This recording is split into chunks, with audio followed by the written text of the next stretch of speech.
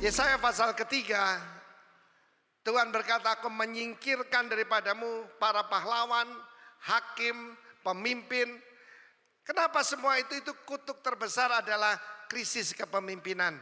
Dari apa Anda yang lihat pada pilkada, pilgub, saudara tahu Indonesia tidak kekurangan kopra, tidak kekurangan beras, kekurangan pemimpin. Karena itu gereja harus melahirkan kingdom leaders. Amen. Lalu kemudian Yesaya pasal 3 dikatakan, kenapa Yerusalem hancur, ruin, runtuh? Ada sebabnya, saudara. Sebabnya karena tidak menghargai kehadiran Tuhan. Kehadiran Tuhan, the glory of His presence. Coba lihat ini. For Jerusalem is ruined and Judah is fallen, because their tongue and their doings are against the Lord, to provoke the eyes of His glory. Ya, firman Tuhan mengatakan sebab mereka melawan, memprovokasi, membuat marah Tuhan dari kemuliaan hadiratnya. Lagu yang kita nyanyikan tadi, kemuliaan hadiratmu, kami baitmu, menyembahmu. Jadi sikap kepada hadirat Tuhan itu menentukan. Sungguh, ayat selanjutnya ayat 9, air muka mereka menyatakan kejahatan mereka. Dan seperti orang Sodom, mereka dengan terang-terangan menyebut dosanya.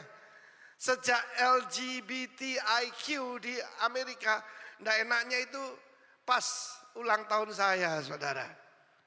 Dijatuhkan, bebas, pernikahan sesama jenis.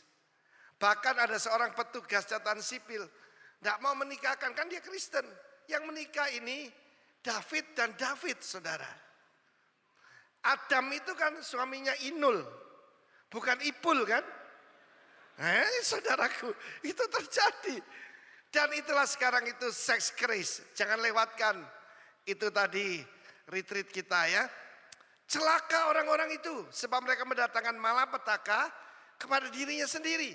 Bukan cuma memprovokasi hadirat Tuhan, tetapi juga terang-terangan menyebut dosa. Bangga lagi, malah diupload lagi, saudaraku. Lanjut, katakan berbahagia orang benar. Berbahagia siapa? Orang benar apa orang kaya?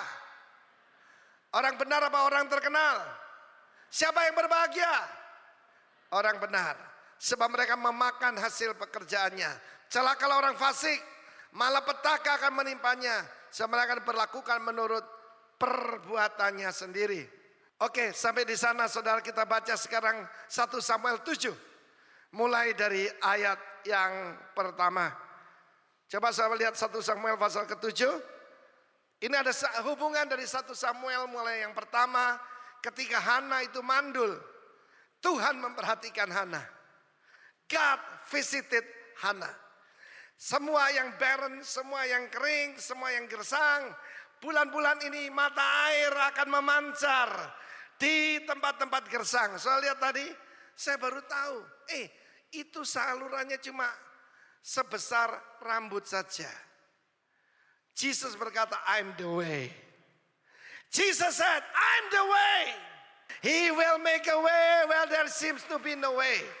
1 Samuel pasal 7. Waktu itu tabut perjanjian dikembalikan kepada bangsa Israel. Dan kita baca ayat-ayat selanjutnya. 1 Samuel pasal 7 sampai ke satu tempat bernama Kiryat Yearim. Kiryat itu village. Kiryat itu artinya desa. Lalu orang Kiryat Yearim datang, mereka mengangkut tabut Tuhan itu dan membawanya ke dalam rumah Abinadab yang di atas bukit. Dan Eleazar anaknya, mereka, the people, kuduskan untuk menjaga tabut Tuhan itu. Lalu saya tambahi, and nothing happened. Nothing happened. Ayat selanjutnya berkata, sejak saat tabut itu tinggal di Kiryat Yearim, berlalulah waktu yang cukup lama, yaitu berapa? 20 tahun. Berapa banyak saudara tidak mengalami apa-apa selama puluhan tahun? Percuma saya di gereja ini. Saya tidak dapat makan di gereja ini. Something wrong with you, not with God. Amen. Berlalu cukup lama. dan seluruh kaum Israel baru meratap kepada Tuhan. Lalu berkatalah Samuel kepada seluruh kaum Israel demikian. Ayo kita baca sama-sama. 1, 2, 3. Jika kamu berbalik pada Tuhan dengan segenap hati, maka jauhkanlah para ilah asing dan para Astoret dari tengah-tengahmu, dan tujukan hatimu kepada Tuhan, dan beribadahlah hanya kepadanya, maka yang melepaskan kamu dari tangan orang Filistin. Kemudian orang-orang Israel menjauhkan para Baal dan para Astoret dan beribadah hanya kepada Tuhan. Lalu berkata Samuel, kumpulkanlah segenap orang Israel ke Mizpah, maka berdoa untuk kamu kepada Tuhan. Berdoa syafaat. Seorang pemimpin adalah pendoa syafaat. Lanjut. Setelah berkumpul di Mizpah, mereka menimba air dan mencurahkannya di hadapan Tuhan. Mereka juga berpuasa pada hari itu dan berkata di sana, kami telah berdosa kepada Tuhan. Dan Samuel menghakimi orang Israel di Mizpah. Ketika didengar orang Filistin bahwa orang Israel telah berkumpul di Mizpah, majulah raja-raja kota orang Filistin mendatangi orang Israel. Serta didengar orang Israel demikian, maka ketakutanlah mereka terhadap orang Filistin. Lalu kata orang Israel pada Samuel, janganlah berhenti berseru bagi kami kepada Tuhan, pada Yahweh Allah kita, supaya menyelamatkan kami dari tangan orang Filistin itu. Sesudah itu Samuel mengambil seekor anak domba yang menyusu, lalu mempersembahkan seluruhnya kepada Tuhan sebagai korban bakaran. Dan ketika Samuel berseru pada Tuhan bagi orang Israel, maka Tuhan menjawab dia. Sedang Samuel mempersembahkan korban itu, malah majulah orang Filistin berperang melawan orang Israel. Tetapi pada hari itu Tuhan mengguntur dengan bunyi yang hebat ke atas orang Filistin dan mengacaukan mereka, sehingga mereka terpukul kalah oleh orang Israel. Keluarlah orang-orang Israel dari Mizpah, mengejar orang Filistin itu, memukul mereka kalah sampai hilir Betkar. Kemudian Samuel mengambil sebuah batu dan mendirikannya antara Mizpah dan Yeshana, yang menamainya Ibn Ha'izer. Katanya, sampai di sini Tuhan menolong kita. Demikianlah orang Filistin ditundukkan, katakan ditundukkan, dan tidak lagi memasuki daerah orang Israel. Tangan Tuhan, the Spirit of God disebut tangan Tuhan, the power of God melawan orang Filistin. Berapa lama? Seumur hidup satu orang benar. Cuma satu. Wow. Katakan wow. Kuasa satu orang benar. Lanjut. Dan kota-kota, dengar ini, yang diambil orang Filistin daripada Israel, kembali pula, restore to Israel. Dikembali kepada Israel mulai dari Ekron sampai Gad. Dan orang Israel merebut daerah sekitarnya dari tangan orang Filistin. Antara orang Israel dan orang Amori ada Shalom. Samuel memerintah sebagai hakim atas orang Israel seumur hidupnya. Dari tahun ke tahun ia berkeliling ke Betel, Gilgal dan Mizpah, dan memerintah atas orang Israel di segala tempat. Itu ayat terakhir. Lalu ia kembali ke Rama, sebab di sana rumahnya, dan setelah ia memerintah atas orang Israel, di sana ia mendirikan mezbah bagi Tuhan. Tuhan berkata, you provoke the eyes of my glory. Engkau membuat marah aku dengan sikapmu kepada kehadiranku. Saudara, kita melihat di sini bagaimana pada zaman itu keimaman yang korup. Seperti sekarang. Banyak sekali anak-anak hamba-hamba Tuhan malah mempermalukan Tuhan. Kalau saya bilang hamba Tuhan, bukan cuma yang pendeta sepenuh waktu. Itu perjanjian lama. Tetapi setiap orang percaya, anak-anaknya harus menjadi buah yang mempermuliakan Tuhan.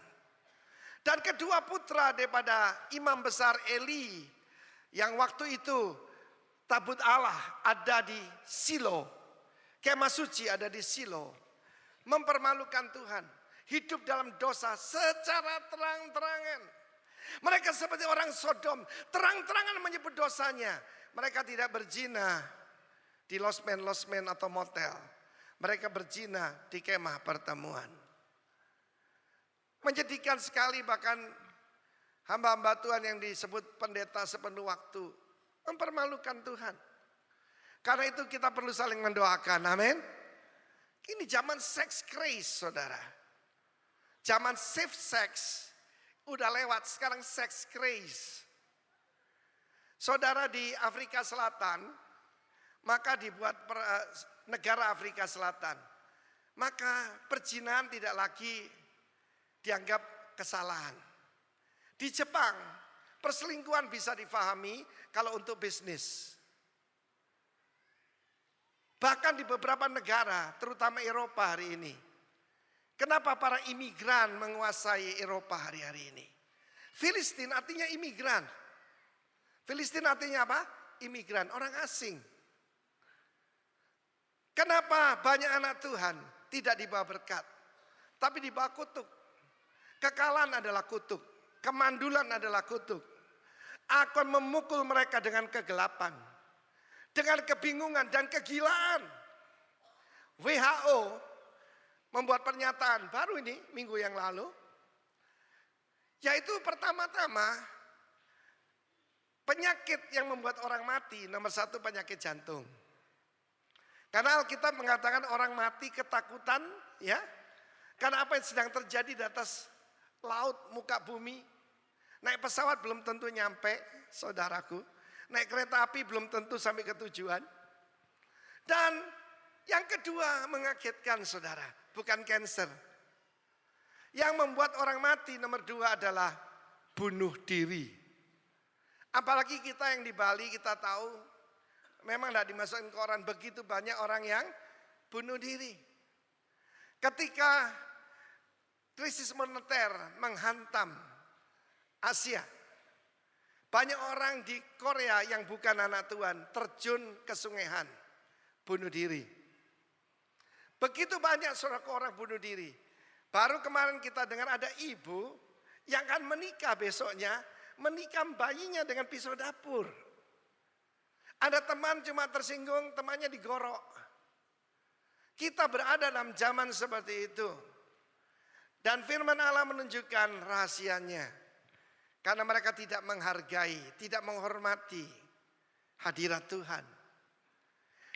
Dan pada saat mereka main perang dengan orang Filistin, pertama kalah ribuan orang Israel mati. Israel tidak mungkin kalah.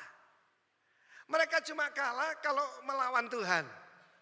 Melawan bangsa-bangsa di sekitarnya, tidak pernah mereka kalah.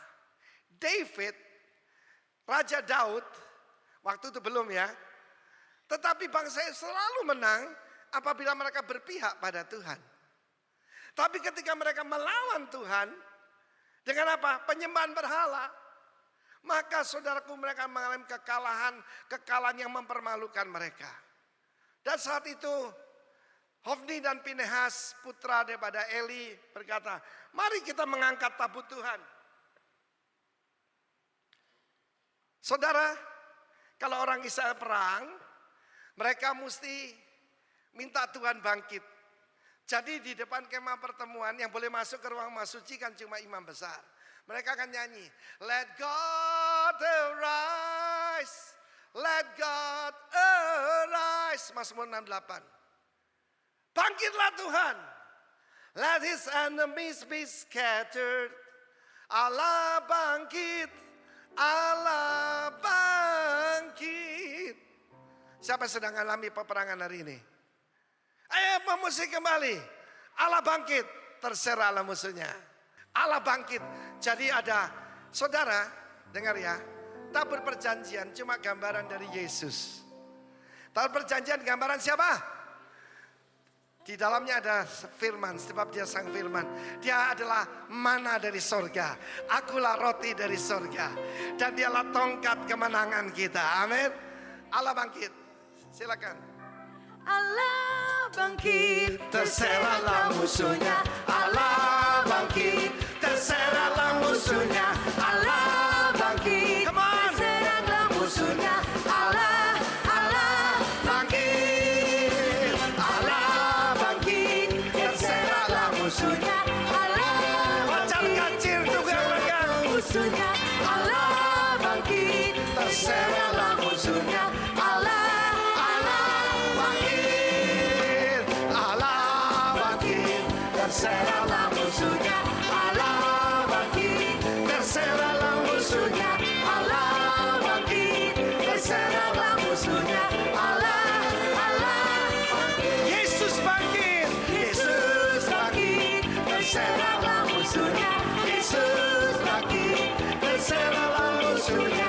Yesus bangkit, terserahlah musuhnya. Yesus, Yesus Bangkit, Yesus, Yesus bangkit, Yesus, Yesus bangkit. Silakan duduk.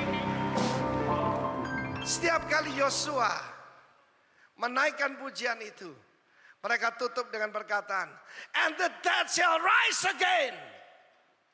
Kalau mereka yang mati pun akan bangkit kembali. Dan pada saat itu mereka diserang Filistin, ketika mereka kalah, dalam keadaan desperate, dalam keadaan putus asa, Hofni dan Pinhas menyuruh mengangkat tabut perjanjian. Yang takut itu malah Filistin. Mereka baca, celaka kami, siapa bisa melawan Allah yang membinasakan orang Mesir? Filistin gak ada apa-apanya dibanding Mesir. Mesir aja hancur, apalagi kita. Hai Filistin, bangkit. Dan orang Israel dipermalukan. 30.000 orang mati. Termasuk Hofni dan Pinhas. Ketika berita itu sampai kepada imam besar Eli, dia jatuh mati sebab kena serangan jantung. Dia terlalu banyak babi guling. Ya orang Israel tidak makan babi ya. Tetapi saudaraku dia overweight, 98 tahun usianya. Dengar berita itu mati. Dan tabut perjanjian dibawa ke kuil daripada Dagon. Itu trofi kemenangan mereka atas Israel. Ketika ditaruh di kuil daripada Dagon, apa yang terjadi? Mereka buka pintu, Dagonnya sujud, saudara. Waduh, jangan kasih tahu siapa-siapa. Diberdirikan lagi. Besoknya kepalanya terpotong, tangannya dan kaki terpotong, tinggal badannya.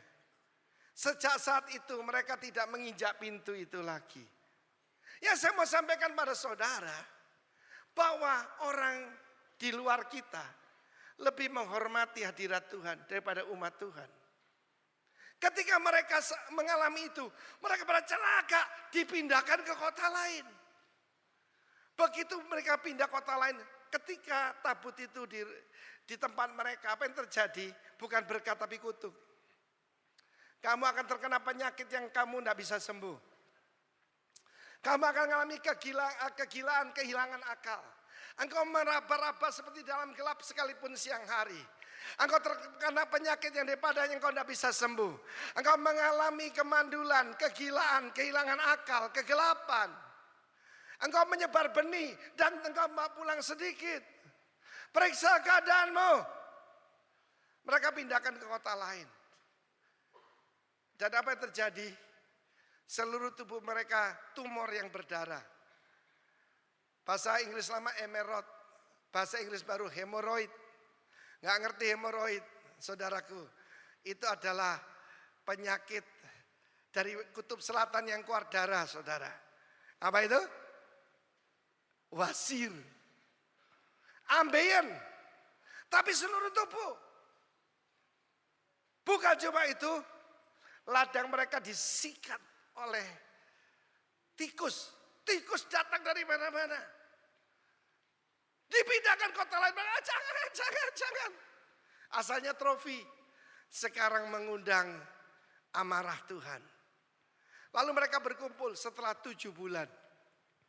7 bulan mereka sadar. Kalau saudara menghadapi keadaan seperti itu, kekalahan itu tidak wajar. Kemandulan tidak wajar. Kegilaan tidak wajar. Perceraian terus-menerus dalam keluargamu tidak wajar. Mereka sadar. Ini tangan dari Tuhan Allah Israel. What shall we do? Mereka tanya para pemimpin mereka. Sebab kalau orang diberkati, diberkatilah engkau di kota maupun di desa. Diberkatilah adonanmu. Diberkatilah kandunganmu.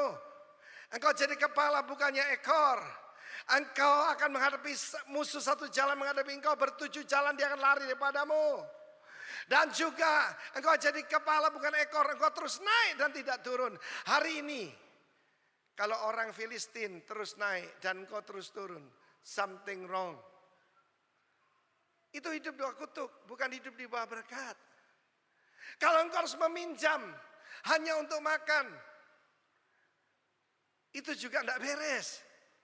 Sebab firman Allah berkata, aku memberkati engkau, mengirim berkat gitu banyak. Sehingga bangsa-bangsa sekitarmu akan mengatakan, sungguh engkau dalam negeri yang diberkati Tuhan.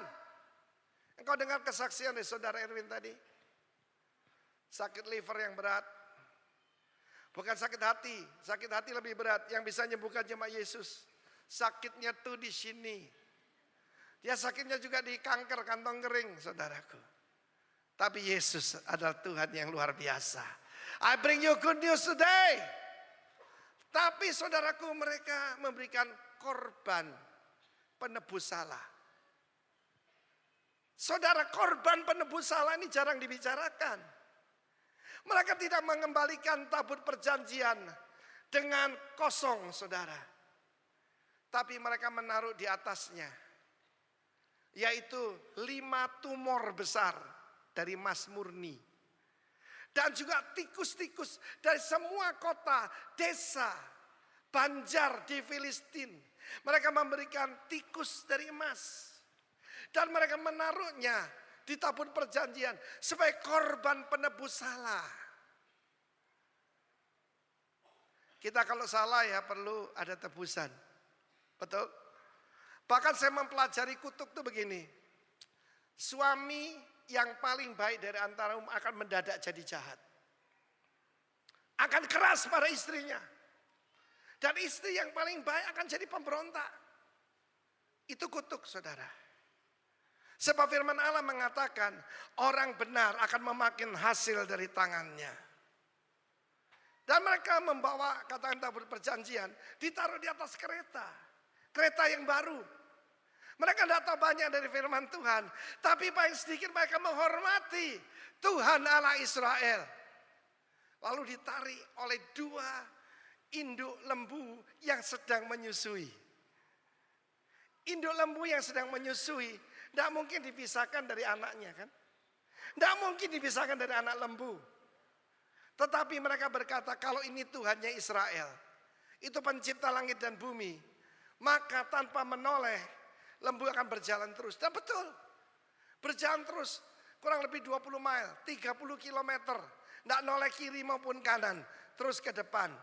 Kok lembu lebih baik dari manusia ya? Manusia tuh suka noleh-noleh begini, saudaraku. Para suami, loh kok diem, saudaraku? Dan ketika sampai di sana, sampailah mereka ke satu tempat bernama Bet Shemesh. Bet itu rumah, Shemesh itu matahari. Dari mana ada Samson, sunlight seperti matahari.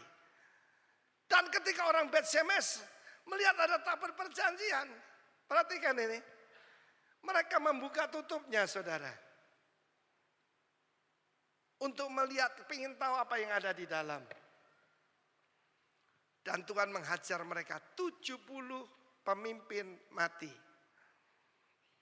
Dalam Alkitab 70 itu ukuran daripada sebuah dewan. Sanhedrin 70 orang. Murid Yesus 70. Yang 12 rasul utama, 12 government. 70 itu memerintah bersama dengan Tuhan. Mati. Bet Shemesh begitu kecil. Penduduknya cuma ratusan. Bayangkan kalau 70 pemimpinnya mati. Di Nehemia 3 nanti baca di rumah. Aku menyingkirkan daripadamu para hakim, para jenderal, para warrior, orang-orang hebatku singkirkan daripadamu. Sebab apa? Engkau tidak menghargai kemuliaan hadiratku. Mereka mati, saudara. Apa yang ada di dalam tabut itu masih ingat? Ada 3 benda. Pertama, 2 loh batu. Ini loh batu yang kedua, sebab yang pertama dihancurkan. Lambang pemberontakan kepada firman Allah. Dengan satu voting dari hakim agung di Amerika, maka beberapa negara bagian sebagian besar mengizinkan pernikahan sesama jenis. Serem saudara. Adam mestinya sama Inul, bukan dengan Ipul, ya kan? Loh, kok diam saudaraku? Mereka terang-terangan menyebut dosanya. Pada zaman Obama, apa yang terjadi saudaraku? Dihiasilah White House dengan warna pelangi. Pelangi itu sebetulnya kan perjanjian Tuhan, tapi ini pemberontakan. Pemberontakan. Dan WC tidak boleh lagi pria wanita, cuma di sini prince and princess. Tidak ada jenis ketiga. Amin. Prince and princess. Saudara yang kasih, minggu lalu saya ngajarkan the way of the eagle in the sky. Kita harus mengerti jalan-jalannya Tuhan. Bukan the way of the serpent. Bukan jalan ular saudara. Tapi jalan daripada Raja Wali. Kemudian pada saat itu dibawalah mereka ke Bet Shemesh. Tabut ini sampai ke Kiryat Yearim. Dari Kiryat Yearim mereka itu tidak mengikuti perintah Tuhan. Seharusnya mereka tanya, yang boleh melayani Tuhan di depan tabut perjanjian hanya keturunan Harun. Tapi sembarangan orang. Sekarang di zamannya hamba Tuhan itu sembarangan saudara. Ngerti firman Tuhan juga kurang. Ya, oh asal aja. Ya, oh kan gampang buka gereja. Cuma sewa tempat, ada alat musik, ada yang nyanyi, ada persembahan, ada khotbah sedikit. Dan ketika tabut itu ada di tempat Abinadab, putranya mereka, ini bukan lagi kerajaan saudaraku, ini demokrasi. Siapa ya yang jadi imam ditunjuk aja sembarangan. Hari ini sedang terjadi. Bukan cuma corrupt priesthood, tetapi juga ngawur priesthood saudaraku hari-hari ini. 20 tahun, nothing happen. Yang mereka alami tetap sama, ditindas oleh Filistin. Orang asing menaiki tangga, engkau turun tangga. Orang lain meminjamkan uang padamu, engkau yang meminjam. Suami yang tadinya baik jadi jahat. Istri yang tadinya baik jadi pemberontak. Anak-anak membentak-bentak orang tua. Menyebut dosa dengan terang-terangan. 20 years. Perhatikan ini. Filistin sadar setelah 7 bulan. 20 tahun baru Israel sadar. Satu generasi berapa tahun? 40 years. Setengah generasi. Tidak sadar. Itu karena dosa. Bukan tangan Tuhan kurang panjang untuk menolong kita. Apa telinganya dia itu tuli sehingga tidak mendengar cerita kita. Tapi dosa kita merupakan penghalang, merupakan jarak antara Tuhan dengan kita. Ini saatnya untuk periksa diri saudaraku. Lalu muncullah Samuel. Satu orang benar. Dan kepada Samuel yang sedang dibangkitkan, ingat ya. Tidak ada hamba Tuhan instan sekarang. Instant cafe ada, instant noodle ada. Tapi tidak ada instant servant of the Lord. Tidak ada. Dia dibesarkan. Yaitu mulai kecil. Dia ada waktu mulai remaja. Sampai usia kurang lebih 20 tahun. Dan Tuhan memberikan firman-Nya lewat Samuel. Tapi dia mesti tunggu 20 tahun lagi. Usia 40. Usia 40 tahun. Saya menunggu 10 tahun sampai dipanggil Tuhan sepenuh waktu. Saya bertobat tahun 79, 89 saya dipanggil ke sini. Dan saya masih menunggu. Kita 28 tahun ini di Bali. Saya menunggu the greatest revival di Pulau Bali, saudaraku. Saya punya alasan dengar, saudara. Suku mana di Indonesia yang paling menghormati yang dia sembah? Suku Bali. Ada berapa saudara suku Bali? Angkat tangan, angkat tangan, angkat tangan. Masih sedikit, masih sedikit. So perhatikan, untuk tempat penyembahan, ya, untuk pelinggi mereka, untuk yaitu pura kecil ataupun apa, mereka berikan yang terbaik. Kayu yang paling baik, kayu jati. Rumahnya pakai kayu Kalimantan. Semua yang terbaik untuk mereka the second best. Spirit semacam itu. Kalau mereka percaya kepada Allah yang hidup akan sangat luar biasa. Ajak teman-temanmu nanti tanggal 16 ya. Supaya diperkenalkan dengan Tuhan segala Tuhan, Raja segala Raja. Tepuk tangan bagi Allah kita. Wow. Cindy Jacob berkata revival terbesar di dunia akan terjadi di Indonesia. Dimulai dari Pulau Bali. Saya percaya itu. Kalau enggak ngapain saya dari pengusaha datang ke sini. Jadi pelayan saudara. I have a dream. I have a vision. Begitu banyak penginjil akan keluar dari tempat ini. Mereka yang menghargai hadirat Tuhan. Lalu tapi Samuel memberikan jalan bagaimana mereka mengalami pembalikan keadaan. Berapa banyak ingin mengalami pembalikan keadaan? Ketika tabut perjanjian dirampas oleh orang Filistin, tempat itu ada satu tempat bernama Eben Haeser. Di Eben Haeser mereka mengalami dibantai, Hofni dan Pinehas mati pada satu hari itu. Dan tabut perjanjian dirampas. Bukan Tuhan tidak bisa bela diri sendiri. Tidak, dia mau berikan pelajaran pada orang Israel. Dan Samuel berkata, pertama, berbalik kepada Tuhan dengan segenap hatimu. Turn to the Lord, return to the Lord. Kembali kepada Tuhan dengan segenap hati. Ini banyak orang keliru saudara. Kapan tuh ada orang bersaksi di sini, saking semangatnya berkata, saudara, saya berbalik pada Tuhan 360 derajat. 360 derajat gimana ya? Asalnya begini, muter, gini lagi saudara. Berbalik itu 180 derajat, amin. Tapi ada perkataan dengan segenap hati. Kebanyakan bukan tobat. Tapi saudaraku obat, masih berobat saudara. Akibatnya tomat.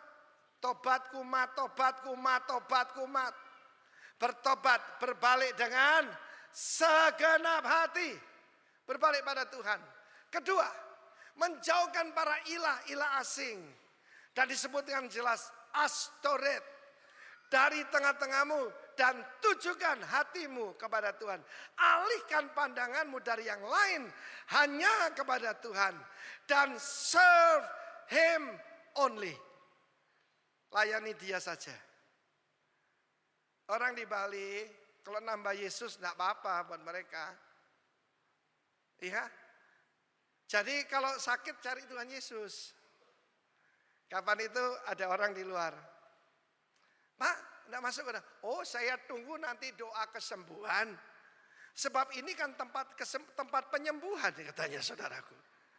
Ya, saya tidak ikut nyanyi-nyanyi. Nanti kalau doa kesembuhan saya masuk.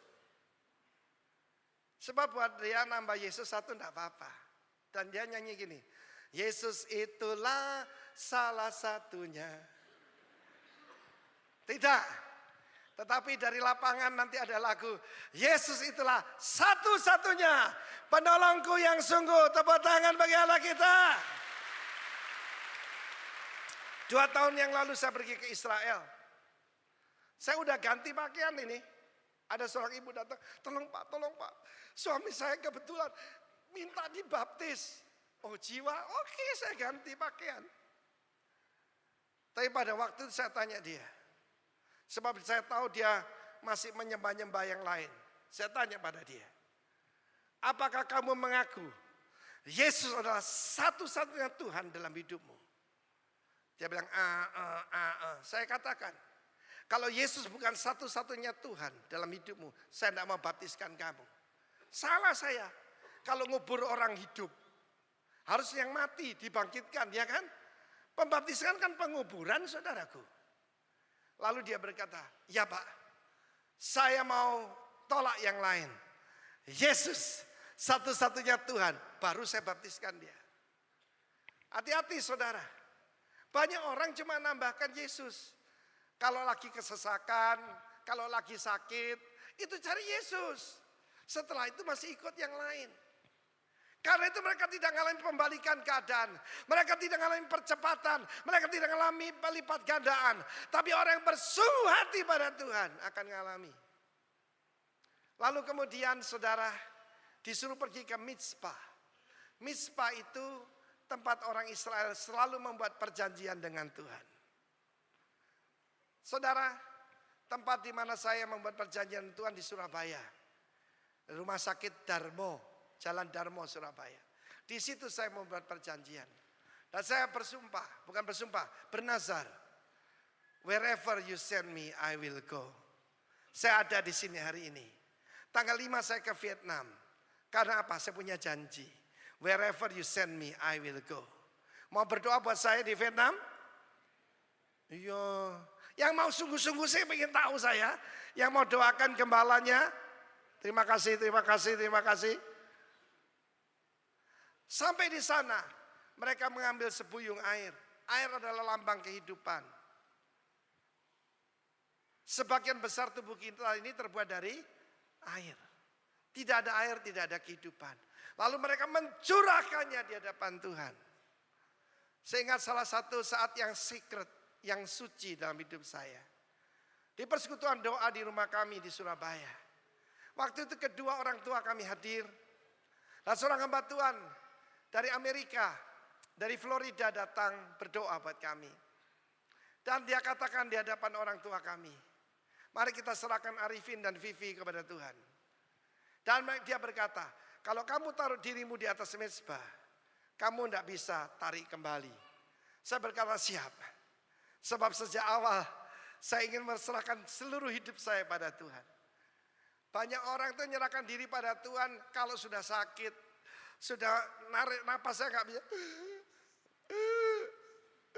Ku serahkan sisa hidupku kepada Tuhan. Aku kurang ajar saudaraku. Ngomong sehat, sugih, ganteng. Serahkan dirimu pada Tuhan. Tepuk tangan bagi Allah kita. Mencurahkan seluruhnya. Kenapa Maria dari Betania itu sangat menonjol? Dia bukan meneteskan minyak narwastu. Dia memecahkan buli-bulinya. Dan mencurahkan sepenuhnya kepada Tuhan. Lalu firman Allah mengatakan Samuel mengambil seekor anak domba yang masih menyusu. This is unusual. Karena biasanya kan yang dewasa. Domba dewasa, kambing dewasa, lembu dewasa. Ini anak domba yang masih menyusu. Lalu dipersembahkan sebagai korban bakaran seluruhnya. Biar saudara ingat, saudara mandi, saudara di mana-mana, saudara dengar seluruhnya, seluruhnya, seluruhnya, seluruhnya. Serve him only. Karena itu saya kata pada Erwin, ya, dan Ingrid, serahkan anakmu yang lucu untuk jadi Samuel generasi ini. Loh kan aneh, anak lain kan gini. Nina bobo, ya toh? Karena banyak yang bobo di gereja pun bobo, saudaraku. Tapi saudara, anak ini segala puji syukur mulai dalam kandungan. Tadi Erwin cerita, ketika di foto 4 dimensi, anak ini malu-malu kucing. Lalu mamanya bilang, anak ganteng, ayo dong mau difoto. Dia begini, ketika dinyanyikan lagu segala puji syukur, betul ya? Dan kalau rewel nyanyikan segala puji syukur. Yang lain kan gini. Ami, melalang kupu-kupu. Siang makan nasi, kalau malam ini cucu. Karena itu tidak dewasa-dewasa saudaraku. Ada hubungan antara korban bakaran seluruhnya dengan pemulihan keadaan. Saya ulangi sekali lagi. Ada hubungan antara korban bakaran seutuhnya dengan pembalikan keadaan. Amin. Bukan nyogok Tuhan saudara. Tuhan itu kaya. Tuhan berkata gini, kamu mau kasih apa padaku? Aku memiliki jutaan ternak di ribuan gunung. Kamu beri apa padaku? Aku bukan suka sate kambing. Tapi Tuhan mau hati kita. Curahkan air itu. Berikan korban itu. Lalu Filistin datang menyerang. Saya jamin, ketika saudara hidup dalam kebenaran, Filistin akan menyerang. Justru ketika korban diberikan, menyeranglah Filistin. Tapi pada saat itu, Samuel berseru kepada Tuhan. Ini penting ini. Banyak orang itu kalau doa itu gini. Ya Tuhan, kalau mau sembuhkan ya sembuhkan. Nah mau sembuhkan ya udah. Ingat saya pernah cerita, ada anak Papua datang ke romonya. Ya, romonya orang Jawa, saudara ya. Di Papua sana. Bawa anjingnya, saudaraku. Anjingnya sakit. Romo, tolong doakan. Ya, anjing kita. Terus romonya, ini kok anjing minta doakan. Dia doa gini. Suasu. Arep urip-uripo, arep modar-modaro. Jing anjing, mau hidup, hiduplah. Kalau mau mati, matilah. Anak ini jangan bilang orang Papua bodoh. Dia punya photographic memory. Zat, dia tangkap itu. Dia kira ini mantra ampuh. Anjingnya sembuh saudaraku. Ya toh? Ketika dia datang, ganti romonya sakit. Dan dia doa buat Romo. Apa doanya? Suasu. Arab urip-uripo, Arab modaro. Yang aneh karena keluar dari hati yang tulus. Romonya pun waras saudaraku. Tetapi ini yang kurang dari pembalikan keadaan. Engkau tidak berseru pada Tuhan. Samuel cry out to the Lord. Karena Tuhan izinkan Filistin dalam hidup kita. Supaya kita berseru-seru pada Tuhan. Tahun 99 kerusuhan di Ambon. 4 martir kita dipenggal. Saudara, disitulah umat Tuhan mendadak jadi kudus. Kalau menyeberang saudara Teluk Ambon, mereka periksa diri. Apa beta punya salah? Apa saya pernah ngatain orang? Apa saya pernah memfitnah? Mereka minta ampun pada Tuhan. Bahkan perjamuan kudus setiap hari. Begitu ada mulai tenang tahun 2000-an saya pergi ke Ambon. Dan saudara ketika mereka berdoa, mereka tidak bisa berhenti. Saya masih ingat ada seorang gadis di balkoni. Dan dia betul-betul saudaraku menjerit kepada Tuhan. Dan penyembahan tidak bisa berhenti. Tidak bisa. Lalu kemudian sekarang Ambon sudah makmur kembali. Apinya padam. Jadi terima kasih juga kalau ada Filistin. Itu dari Erwin bukan cuma ngalami yaitu kemandulan. Dia ngalami hampir mati. Jadi 17 cm gede saudara. Hampir serosis. Kanker. Dengar serosis. Wah! Dan Tuhan menjawab. This is the good part. Dan Tuhan menjawab. Saya mau beritahu saudara. Tuhan menjawab. Bukan karena kita baik. Tetapi karena Yesus yang baik. Yesus yang sudah melakukan. Tepuk tangan bagi Allah kita. Apa isi dari tabur perjanjian? Sekali lagi. Pertama, pemberontakan pada firman Tuhan. Kedua, itu adalah bokor emas berisi mana. Mana itu lewat 1 hari busuk saudara. Dan Tuhan berkata, nanti hari ke-6 itu Jumat. Aku memberikan 2 kali lipat. Kamu tidak usah kerja nanti Sabtu. Tidak usah ngumpulkan. Ada orang ngumpulkan banyak. Lebihnya jadi ulat. Tidak usah bertengkar saudara. Lebihnya jadi ulat saudara. Pemberontakan kepada penyediaan Tuhan. Satu hari pendeta Yonggi Cho bersaksi.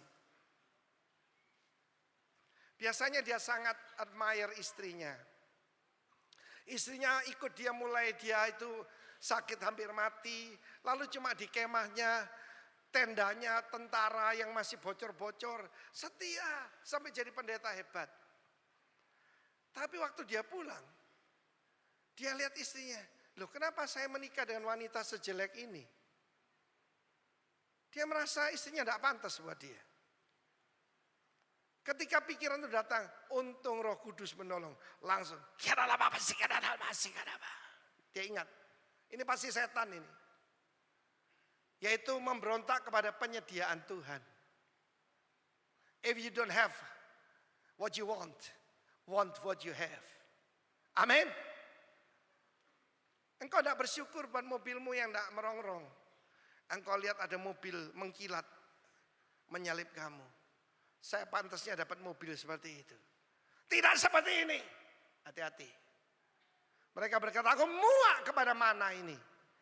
Dan hukuman Tuhan datang. Datang ular kobra.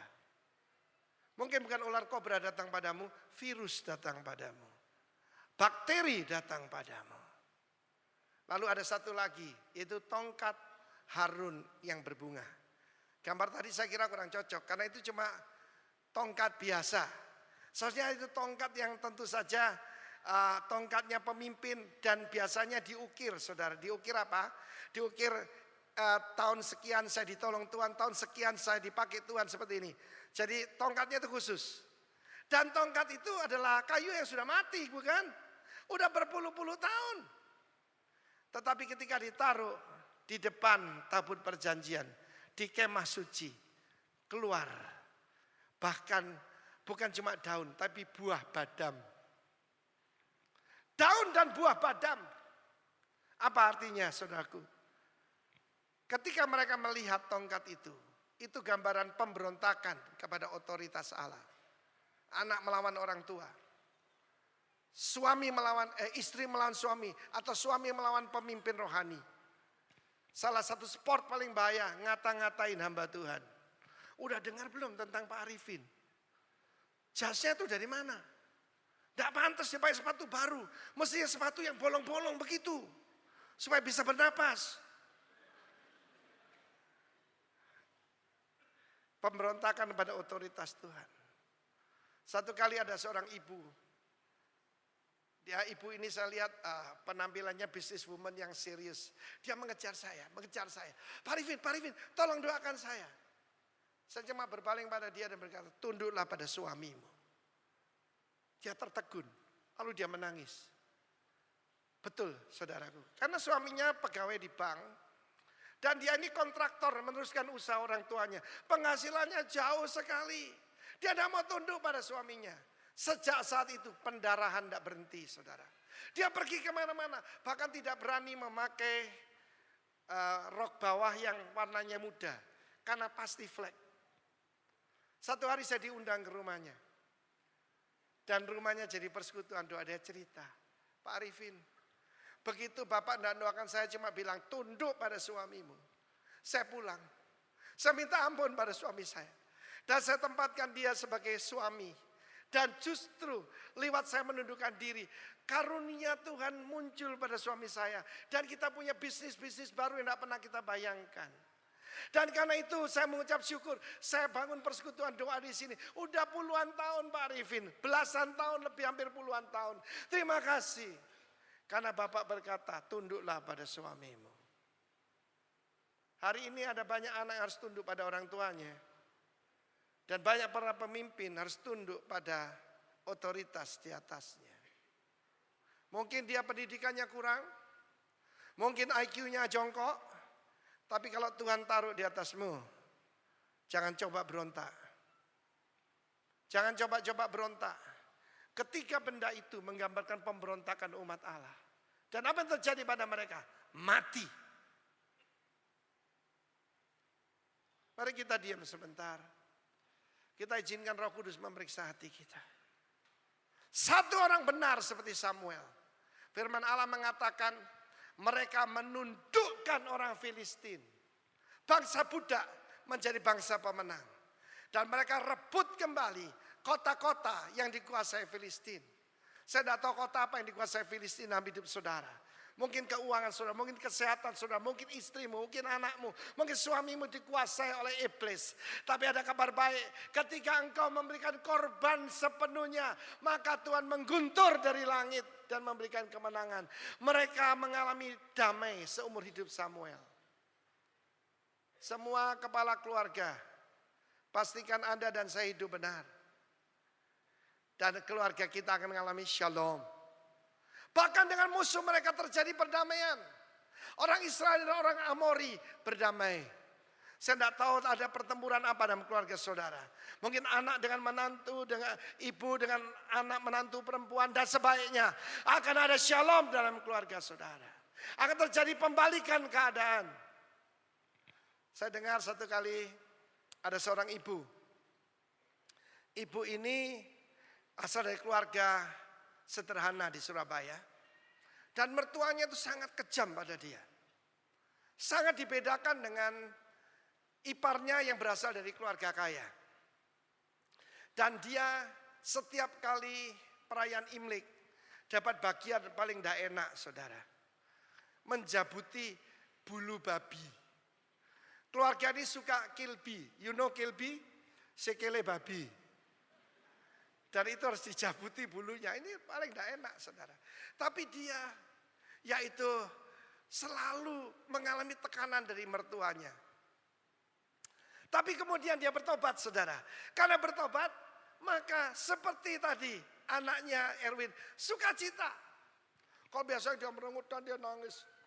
Ya mengapa aku begini. Kan begitu ya. Tapi sekarang lain saudaraku. Dia ikut persekutuan kita sambil jambuti kilbi saudara. Bulunya kaki babi. Dia nyanyi. Segala puji syukur hanya bagimu Tuhan. Mertuanya melihat dari balik tembok. Tuhan menempelak mertuanya. Iya kenapa saya kok jahat sekali sama dia. Non, dipanggil mama. Wah diapain lagi sampai dimaki-maki. Tapi saudara ketika masuk kamar. Dikunci saudara. Cerak, waduh diapain saya ini. Lalu mertuanya minta maaf saudara. Minta maaf ya.